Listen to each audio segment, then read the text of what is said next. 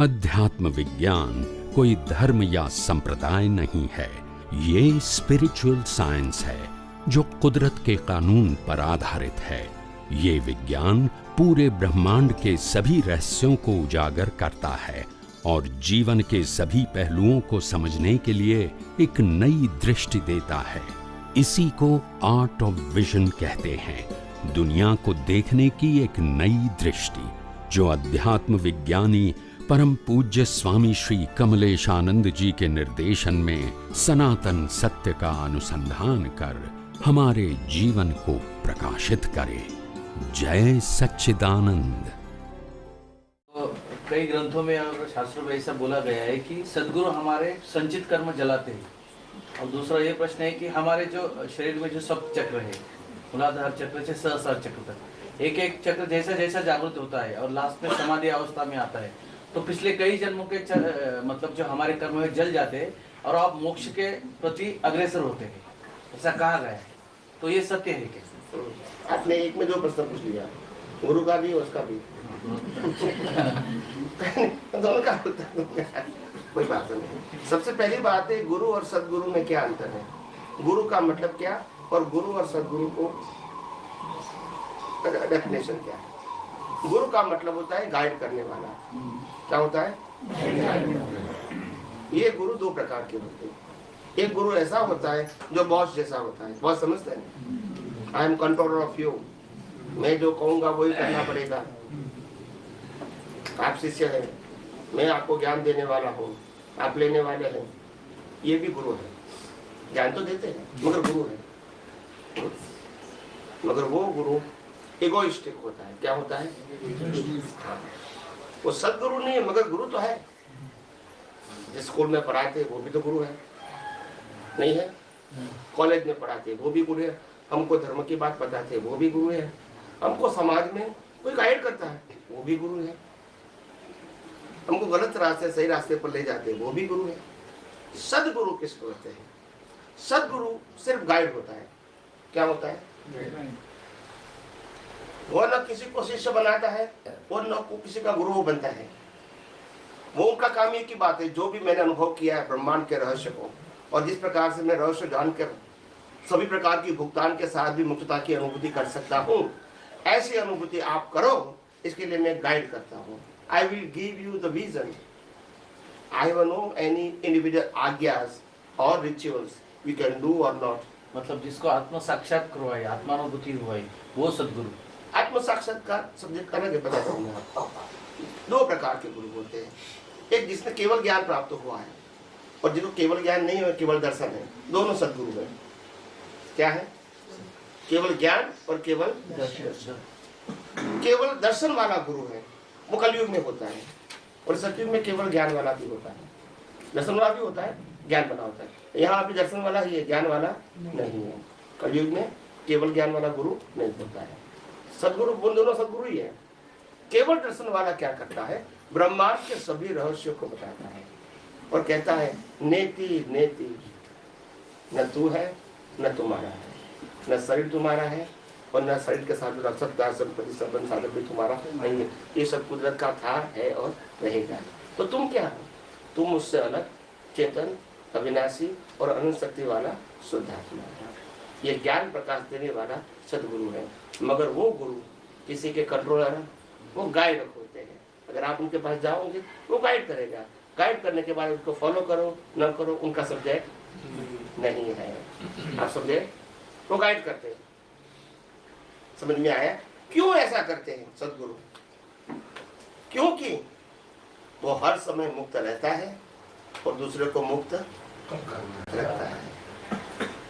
समझ में आया? वो मुक्त रहता है, वो अपने शरीर से भी मुक्त रहता है, तो फिर दूसरों को कैसे बांधेगा? You understand my point?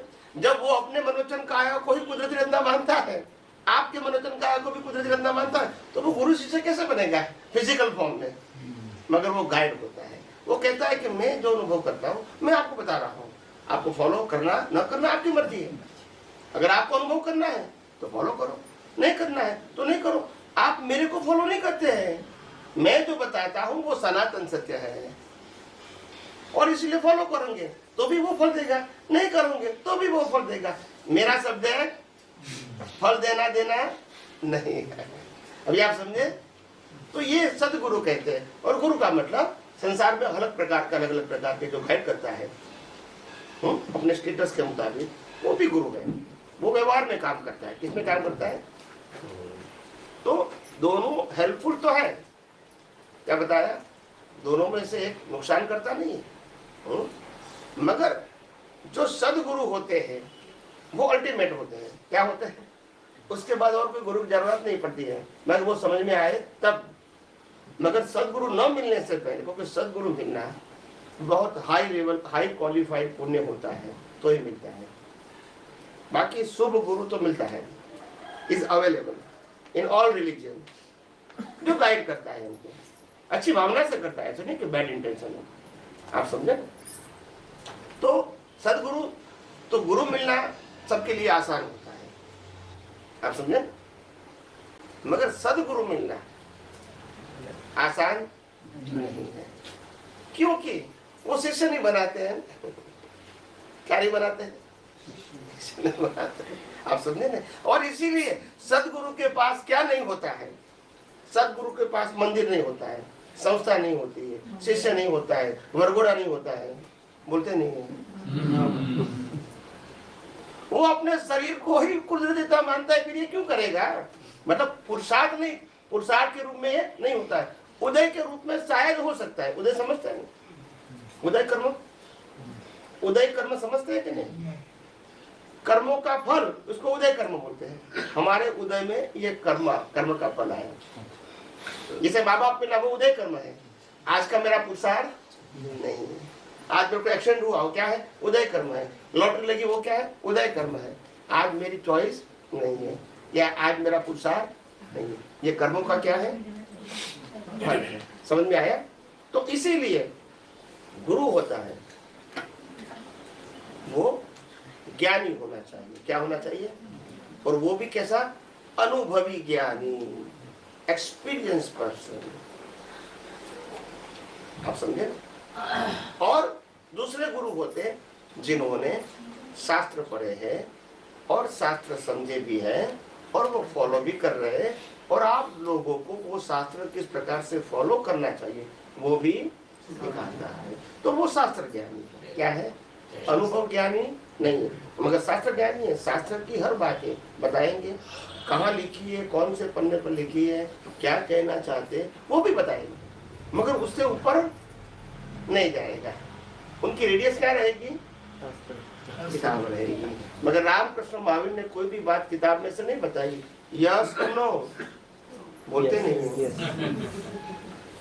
कहाँ से बताई? तो फिर आप समझे ना?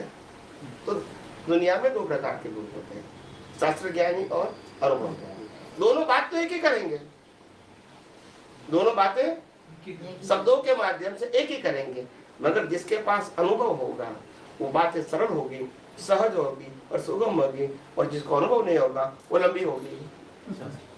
ऐसे ऐसे समझते हैं? जो समझ में है नहीं आता है। समझ में आया ना? पूरी लाइफ चली जाती है तो भी समझ में आया, प्रयास जरूर करते हैं, बस समझ में आना चाहिए। बात ही ऐसी होती है, तो सिद्धांत नहीं होता है, वहां श्रद्धा होती है। क्या होती है? आपको मानना पड़ेगा, बस आपको प्रूफ। और अनुभवी क्या बताएंगे आपको? क्या देंगे? Proof, principle, then example. या प्रिंसिपल नहीं होंगे, भाई ये करोगे माला गिनोगे तो पुण्य होगा, कोई प्रूफ नहीं मिलेगा आपको, नो गारंटी। आपको मानना है, बस पूजा करोगे तो ये होगा, मानना है। आप समझे कि नहीं? क्योंकि वो श्रद्धा की बात है, और रिलेटिव सत्य से वो सही भी है।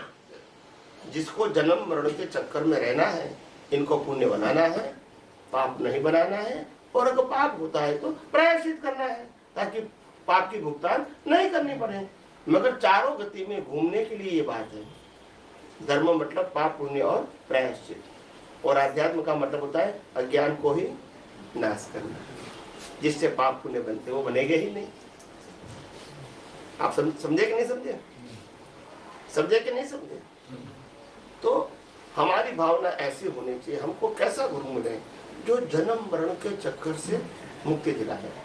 हमारे जीवन में जो कुछ अज्ञान पड़ा है, मिथ्या ज्ञान और मिथ्या दर्शन के रूप में या तो रिलेटिव सत्य के रूप में, वो सभी अज्ञान को जीरो करने की दृष्टि दें, और जीरो करने की दृष्टि देने के साथ वो क्या हमको देगा? सनातन सत्य। ये रिलेटिव सत्य है, इससे संसार चलता रहेगा। अगर सनातन सत्य मिला तो संसार में मेरा कुछ है ही नहीं। तो फिर मैंने पहले भी कहा, पाना खोना वो आध्यात्म विज्ञान का विषय है, क्योंकि पाक हो सकते भी नहीं है। जो भी है वो भी कुदरत का है, और जो भी चला जाएगा वो भी, और शरीर भी हमारा कुछ है। फिर खोना पाने का सब्जेक्ट वो स्पिरिचुअल नहीं है, वो धार्मिक और सामाजिक सब्जेक्ट है। You understand my point? और इसीलिए पहले मैंने कहा कि 3 प्रकार का धर्म होता है, सामाजिक, धार्मिक और आध्यात्मिक। मगर पहला दो मेरा सब्जेक्ट नहीं है। मेरा सब्जेक्ट क्या है? स्पिरिचुअल साइंस, आध्यात्म है। तीनों को जानता हूँ मगर एक्सप्लेन करता हूँ एक को ही। आप समझे?